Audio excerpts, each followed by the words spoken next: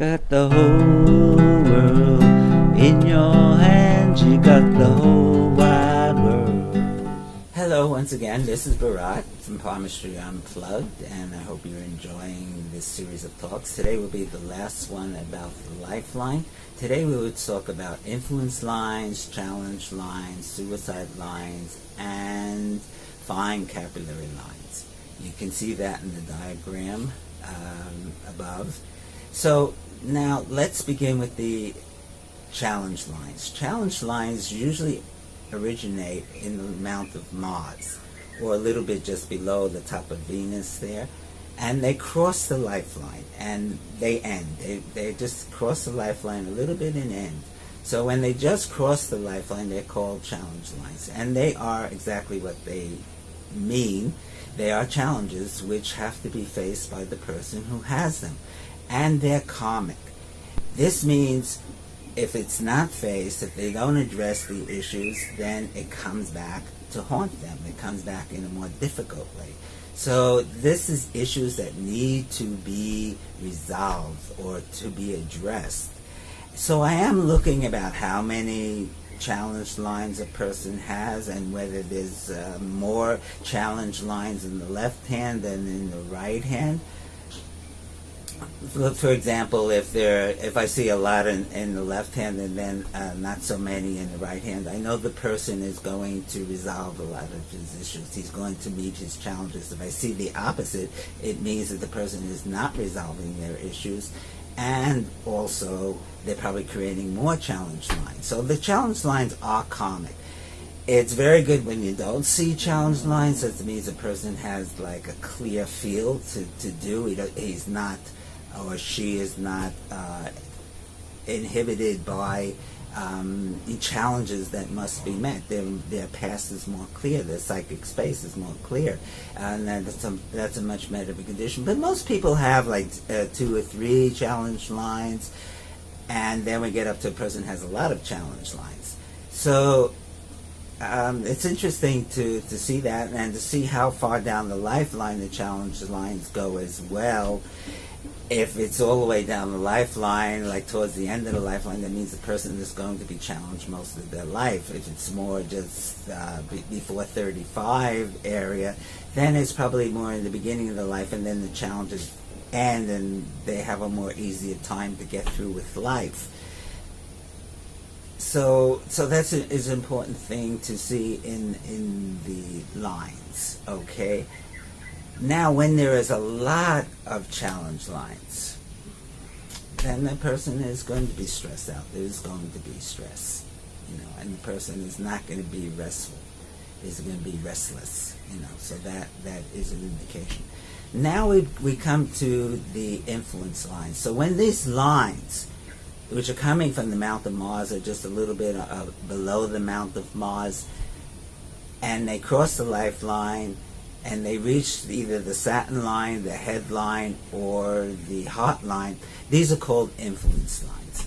Now, you don't see as many influence lines as you do challenge lines, and I don't take them as seriously as I do the challenge lines, because everybody has influences.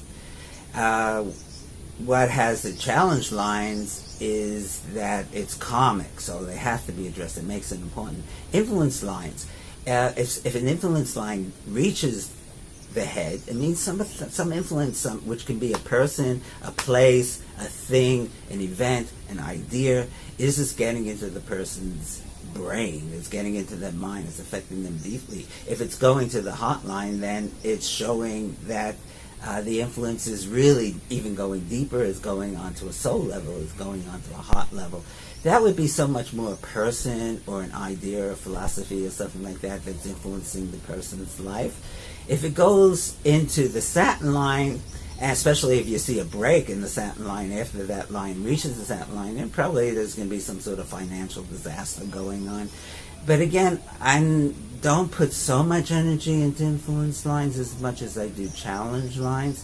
But they're there, and sometimes I'm, if it talks to me, if I look at the influence line and it talks to me and says something, then I'm going to mention it. But very often it doesn't. The challenge lines do. Now we come to the third type of line that you can see in the diagram. Those are the suicide lines. And it's only been like 7 or 8 years ago that I discovered suicide lines. And what happened, I was in Koh Samui, Thailand, and I was giving sessions there for a few years. And one day I had this man come to me for a session, and he came in limping. And I started to give him a reading, and then I'm looking at his hand, and I see these 3 little lines crossing the lifeline, like just before the lifeline and then a little bit afterwards. And I sort of never seen these lines before. I never noticed them before. And 3 little lines like that. And then during the course of the reading, I asked him what was wrong with his leg, and he said, you know, I attempted suicide 3 times. Oh, so then that click happened in my brain, that aha moment. Oh, suicide line. Are those suicide lines? So interestingly enough, next week I have a girl come to me, a woman, girl, and she has her arms covered with a long sleeve shirt, and it was quite hot in Thailand at the time.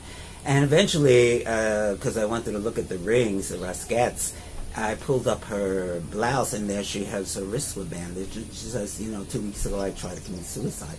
And boom, lo and behold, there on her lifeline was a suicide line, was that little line crossing the lifeline. So, you know, that's the way these things happen. You somehow get this aha moment, you're making this connection, and then you're getting this information that's sort of confirming it, or is confirming it.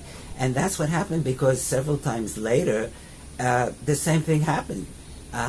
Over a recent period of time. So it became pretty clear to me that that was the case, that I was pretty accurate, and it has been ever since. You know, so there is some finesse required here to distinguish between challenge lines and suicide lines. Okay, so there's some finesse that's needed, and you might not get that right away. So don't immediately, if you see that, say, oh, don't commit suicide or something like that. You have to look at the person and see what's happening, or talk with the person and see what's happening. Okay? Now, so those are suicide lines. Now we're going to come to something even more important, or not more important, but just as important, and that's these very fine capillary lines. And very often you're going to see these fine capillary lines, which are much finer than the challenge or influence lines. They're crossing the lifeline, or they're reaching the lifeline, and then very often they can go into the palm, or they can go upwards or downwards, or they can be an overabundance, or you can just see just like a total fine network of these very, very thin, what I call capillary lines. So this is unmanifested energy. This is the energy field that's around the person, which is unmanifested. So it's like etherical energy. And many people have that. And so it means around them, around their aura, or whatever you want to call it, around their energy field, their energy body, is just a lot of charge.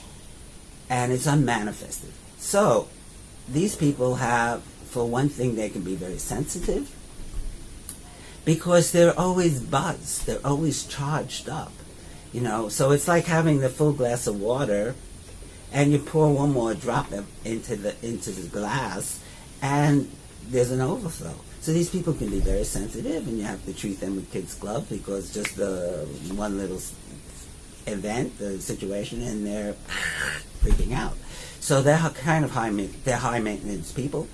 But very often, though, this flow of energy, or this unmanifested energy, can be used in a very positive way. Very often, if not always, healers, bona fide true healers, will have this etherical energy. They'll have like a whole network of fine capillary lines. And they're using their energy. They're putting their hands on people, and people feel their energy going into this person. So that is the most positive,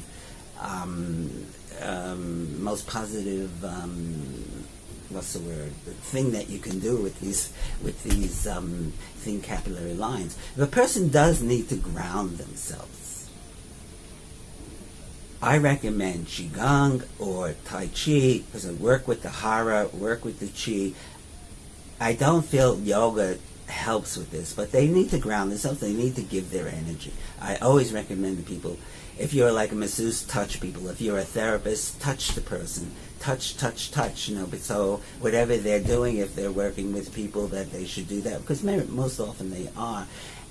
And also, if they're not, then the grounding. And sometimes you see the etherical energy or the fine capillary lines going in a certain flow, and it could go certain flow into the sun finger. So this means there's a creative flow that wants to happen. Because very often you see a creative flow or a fortune flow, one that's going to the satin line. You'll see that 6 months before it actually manifests in the body. They say things occur in the energy body, in the astral body, 6 months before you see it in the physical body. So sometimes you see that flow, and sometimes I'm saying, oh yeah, there will be a creative project happening within 6 months, or there's going to be an increase in your fortune, or you're going to start a business within. It could be a business and project that's happening. So I am telling people that and looking at those fine capillary lines, okay, and they're quite interesting to see and quite important. Okay, so this, I can't think of anything else in the moment to say, so this will conclude the lifeline, and the next series of talks will be on the headline, how you think. Are you left brain dominated? Are you right brain dominated? We will see, are you have an emotional headline? Do you go through mood swings? This is all shown in the headline, which we will be talking about the next time I speak. Okay, so this is Bharat. Here I am. From Palmistry Unplugged, and please, if you want to buy my book or download my ebook or buy a hard copy, it's available on Amazon eBooks. If you want to have an internet session with me, you can. If you want to travel and meet with me, you can learn my course. This is also a possible to see on a personal, private level. That's possible. And I look forward to seeing you again.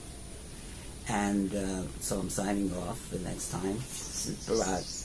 And take care. See you later. Got the whole world